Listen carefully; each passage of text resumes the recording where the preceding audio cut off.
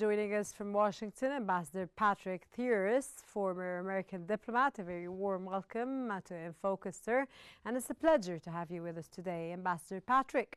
Does the new trade framework between the United States and China merely kick the tariff tightrope down the road, or can it truly compel China into structural market reforms that satisfy the America First mandate? I thank you very much for having me. I believe that we're still having a problem in the United States correctly assessing Chinese policy. We have a tendency to overemphasize the military threat to Taiwan in what we're doing, and perhaps we haven't really figured out what the Chinese can and cannot do economically. We should have known, for example, that the Chinese could simply stop the export of rare earths, which gave them leverage over us. Now, we are two countries, the two richest, the two most powerful countries in the world, and we actually are so tightly bound by the trade between us that we can't kill the other one. We can't really do serious damage to the other country's economy without hurting our own.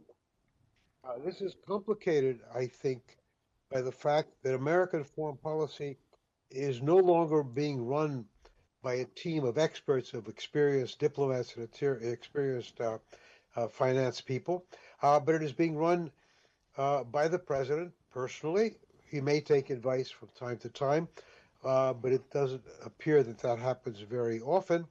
And he is also, I think, frequently distracted by the fact that he is running the other major issues in American foreign policy, be it Venezuela, be it Gaza and Israel. He's running each of these himself again without serious input. So it's a little difficult, in my mind at least, to understand what the end game is for President Trump. Sir, with global companies in semiconductors and electric vehicles already adjusting to the likelihood of parallel refining and supply systems, is this agreement a genuine effort to re-engage, or is it merely a strategic pause that masks an accelerating deep decoupling process in critical technology sectors?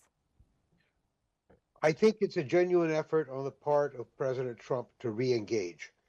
Why, he is a transactional president, and it makes no sense for him to be trying to disengage the two economies. He merely wants to somehow coerce China into a trade relationship that is more favorable to the United States than what we have at the moment. China's foreign investment law technically forbids forced technology transfer, and past deals included intellectual property commitments, sir. Has the United States truly secured verifiable binding mechanisms to hold the systematic theft of American trade secrets, or is this framework still reliant on China's political will to enforce its own laws on the ground, sir? I am very happy that we finally passed such legislation. In the past, it isn't that the Chinese stole technical secrets from American companies. They made turning over this technology as part of every contract. So this is a significant step forward in slowing down the transfer of sensitive technology from the United States to China. It would have been more effective if we had had such laws in place 20 years ago. The issue now is that China itself is developing a lot of technology. It will still try to obtain it, and a lot will depend not so much on the Chinese enforcing the law as are tracking down the American companies that are willing to get short-term gain by giving up their secrets. I think this is going to become a matter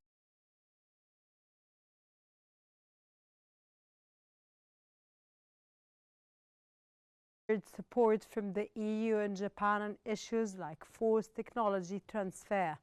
Does this bilateral framework strengthen the United States' hand in forging a united front with allies to demand multilateral structural reforms, or does it risk alienating them by securing concessions that primarily benefit only the U.S. economy?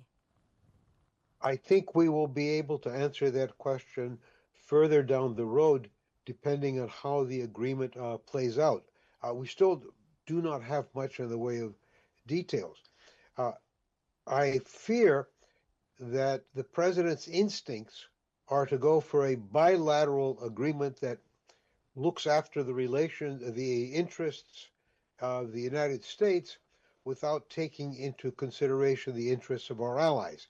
He tends to do this. Every one of his initiatives diplomatically are one person, to the leader of the other country, and rather than acting as the head of a coalition doing the negotiations. Okay, sir, China has demonstrated its willingness to use its near monopoly on rare earth processing as a potent geopolitical lever, sir, targeting defense and advanced computing supply chains. How can the United States and its allies consider any trade deal successful if the foundational resource for critical technology remains an economic statecraft weapon for Beijing?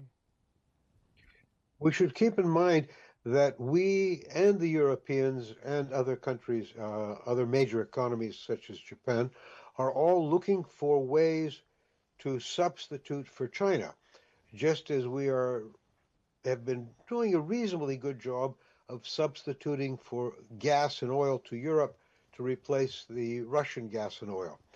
China knows that it can maintain this near monopoly for a number of years, but it's going to end. And the more the Chinese clamp down on their own resource, on their own exports, the more they give an incentive to outside powers to begin to develop. So, sir, do you mean to say that the more crackdown that takes place in their own issues, it makes them stronger? It will make them stronger in the long run. It gives them it makes China strong. I think China is going to play a very careful game with the export of the rare earths. What the Chinese will want to do is give countries an incentive not to spend the billions of dollars that are needed to, how could I say, to compete by building their own indigenous industry in rare earths. Remember, it isn't so much the rare earths coming out of the ground that China controls. The important part is that China controls 90% of the industrial process to make the rare earth, to refine the rare earths into usable materials. And other countries can do it too if they spend a great deal more money. So I believe that the Chinese will try to calibrate this, releasing a bit, enough to slow down the development of a rare earth industry in its key competing countries. So what doesn't hit you makes you stronger. Yes. That was Ambassador Patrick Theoris, former American diplomat. Thank you very much for your valuable insights, informative knowledge, and of course for your time and your special analysis. It wouldn't be the same without you, sir.